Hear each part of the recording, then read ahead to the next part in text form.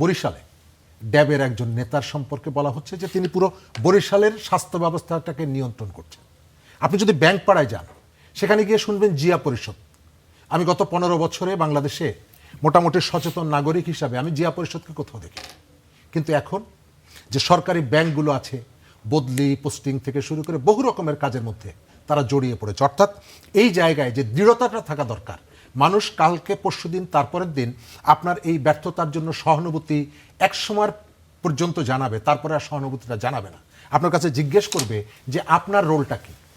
তার যে মিনিস্ট্রি, ওই মিনিস্ট্রির একজন প্রতিমন্ত্রী সম্পর্কে নানা রকমের প্রশ্ন উঠছে।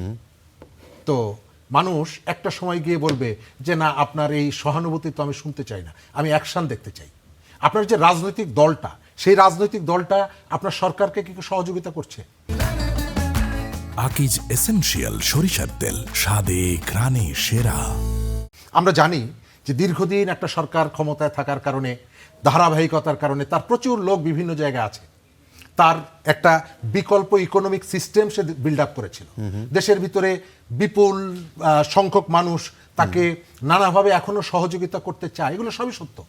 কিন্তু আপনাকে দায়িত্ব গ্রহণ করার পর আপনি সেখান থেকে বের করে আনার জন্য যে ইনিশিয়েটিভগুলো নিচ্ছেন, এগুলো কি পারফেক্ট? আমাদের এখানে একটা বড় সমালোচনার জায়গা ছিল যে দলীয়করণ। আপনি এখন কি দেখছেন? আমরা এমন মানুষগুলোকে রিহ্যাবিলিটেট করার জন্য আপনার অর্গানাইজেশন আছে, আপনার রাজনৈতিক সংগঠন আছে, কিন্তু আপনি কি সরকারি স্বায়ত্তশাসিত প্রতিষ্ঠানগুলোতে এভাবে নিজের লোক বসাতে পারেন? তাহলে পরিবর্তনটা কোথায়? এবং এটা নিয়ে যদি আপনি এসে বলেন যে আমরা পারলাম না, কেন পারলেন না? এই দলটা, দেশটা এখন কে চালাচ্ছে? দেশটা তো শেখ হাসিনা চালাচ্ছে না, দেশটা তো জামাত ইসলাম চালাচ্ছে না, এনসিপি চালাচ্ছে না।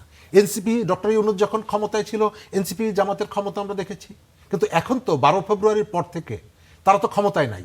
তাহলে এইখানে আপনার যে দায়িত্বটা, সেই দায়িত্বটা আপনি কি যথাযথভাবে পালন করছেন?